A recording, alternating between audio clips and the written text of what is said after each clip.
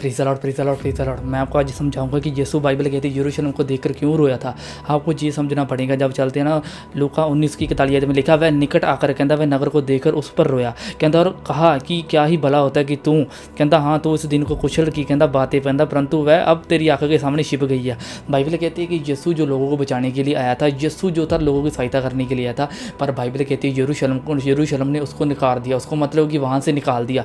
अगर आप बाइबल को ध्यान से पढ़ते हैं, बाइबल कहती है कि यीशु मुझे सिर्फ अनुग्रह की दृष्टि वहाँ पर लेकर गया था। यहाँ पर आगे चलते उसमें लिखा गया ना, क्योंकि कहता वह दिन कहता तुझ पर आएंगे कि वैरी मूचा बांधकर तुझे घेर लेंगे कहता और चारों ओर कहता तुझ पर दबाएंगे कहता और तुझ पर और तेरे बाल को कहता जो तुझ में है कहता मिट्टी में मिलाएंगे और कहता वह पत्थर में कहता रोल डालेंगे कहता वह तुझे ना छोड़ेंगे। कहेंगे लिखा कहता क्योंकि कहता तूने उस अवसर को कहता जो तुझ पर कहता अनुग्रह की दृष्टि की ना पहचाना।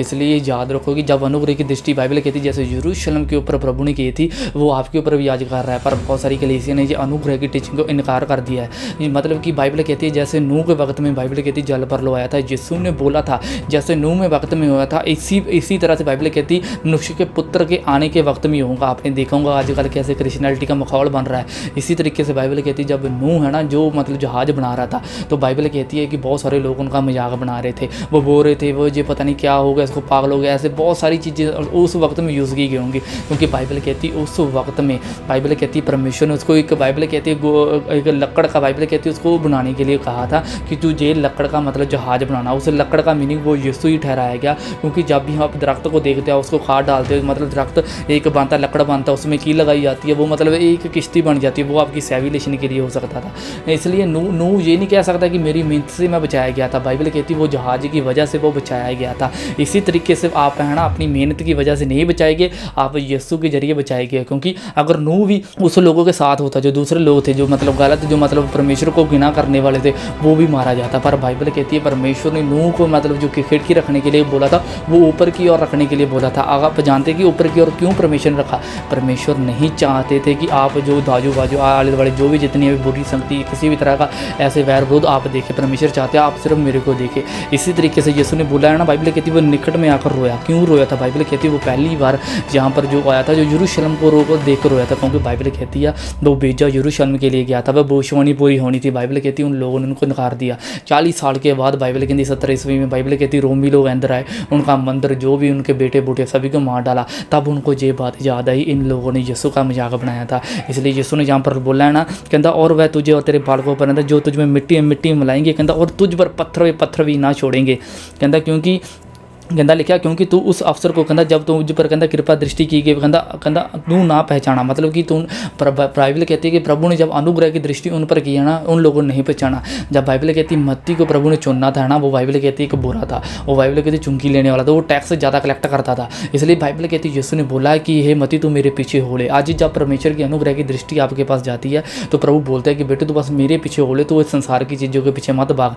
आपने देखे होंगे कुछ थोड़ी मतलब गलत चीज़ों के करके अच्छे बड़े भी लोग बदनाम हो जाते हैं। पर प्रभु चाहते हैं आप सही लोगों की संगति करो। क्योंकि बाइबल कहती है कि जो पौधा प्रभु परमेश्वर की ओर से नहींगा वो खाड़ दिया जाएगा। अगर आप प्रभु की अनुग्रह की दृष्टि के दिन रहते तो होता पता है क्या है कि जैसे यरूशलेम में बाइबल कहती 40 ईस्वी के बाद लोगों को मार दिया गया था, वो व्यक्ति आपके ऊपर नहीं आएंगे। आप याद रखो कि बाइबल कहती है ना कि यीशु ने बोला कि क्यों रोया था। प्रभु चाहता है कि हर एक लोग बचाए जाए, प्रभु चाहता हर एक उद्धार पाए, प्रभु चाहता हर एक फैमिली मतलब परमेश्वर के कुशल को देखे, शलाम को देखे। इसलिए बाइबल कहती बहुत सारे लोगों ने उनको निकार दिया। 5 दिन पहले जो लोग बोलते थे प्रभु मेरे घर में आ, प्रभु तू मुझे बचा, मेरी फैमिली में आ, वही 5 दिन पता क्या बात कहने लगे कि इसको क्रूस पे चढ़ो, इसको क्रूस पे चढ़ो। अगर आप ध्यान से पढ़ते हो ना बाइबल कहती है कि वहाँ पर 2 मतलब शख्सों को पकड़ा गया था।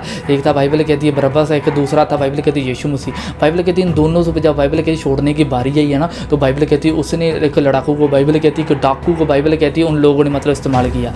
आप हमेशा याद रखो कि बाइबल कहती है जब पुराने समय में है ना कोई भी कुर्बानी होती थी 2 बेड़े लेकर आनी पड़ती थी, एक को छोड़ दिया जाता था, एक को मार दिया जाता था। जिसको मार दिया जाता था इसका मतलब पता है क्या होता था कि इसकी वजह से आप बचाए गए। अगर यीशु मसीह को उस वक्त छोड़ देते तो पता है क्या होता, भविष्यवाणी जो पूरी नहीं होती। इसलिए बाइबल कहती है दुनिया में सिर्फ एक ही शख्स था जिसको पता था मैं इसी तारीख को, इसी मिति को, इतनी डेट को मरने वाला था। वो पता कौन था? वो था यीशु मसीह। अगर आप बाइबल को पढ़ते हो, बाइबल कहती है जैसे नूह ने क्या किया था, जहाज बनाया था अरारात। बाइबल कहती है जाकर टिक गया 17वीं मतलब 17 तारीख को टिक गया था। अगर आप ध्यान से न्यूमरोलॉजी या कैलेंडर से पढ़ते हो आपको पता चलेगा जैसे यीशु मसीह को ना मतलब फंसे का पर्व था उसी दिन। बाइबल कहती है ना जब यीशु क्रूस पे चढ़ाया गया था वो बोलने लगे, फरीसी बोलने लगे इसको क्रूस पे उतारो क्योंकि फंसे का मतलब शब्द का दिन शुरू होने वाला है। क्या आप जानते हैं कि शब्द के दिन दो तरह के होते हैं? एक उनका मतलब मानना है कि जो वीरवार को होता है, दूसरा जो होता है शनिवार को होता है। ये जो शब्द का दिन था ना ये वीरवार का था क्योंकि बाइबल कहती है यीशु को वीरवार के दिन क्रूस पे चढ़ाया गया था।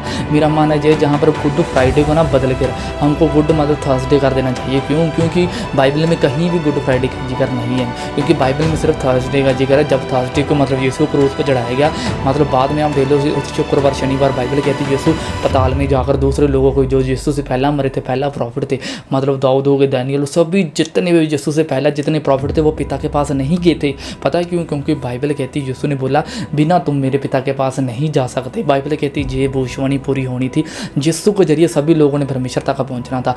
जैसे ही बाइबल कहती है आप लूका पढ़ते हो जब ख़त्म होती है आप पढ़कर देख लो, जहाँ पर लिखा गया ना यीशु ने साफ चीज़ स्पष्ट कर दी है कि बाइबल कहती है जब यीशु क्रूस पे मतलब चढ़ा 3 दिन के बाद जब जी उठा, बहुत सारे गलीली लोगों ने कब्रों में वो जी उठकर बहुत सारे लोग स्वर्ग में जाते देखे, क्योंकि नीचे अस्पताल में सभी लोग स्वर्ग में जा चुके थे।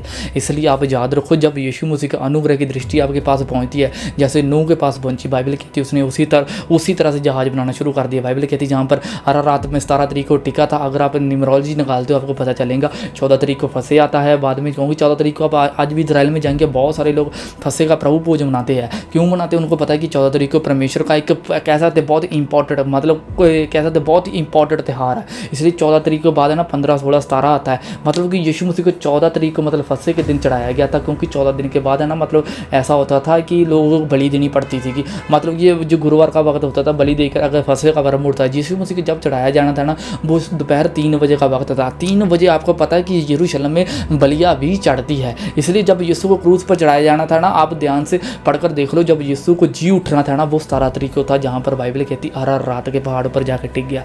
अरारात का इब्रानी भाषा में मतलब होता है शराब को हटा देना। प्रभु ने वो सभी चीज़ों को शराब को हटा दिया। अब जो यीशु मसीह की तरफ देखते हैं ना उन पर दंड की आज्ञा नहीं होती।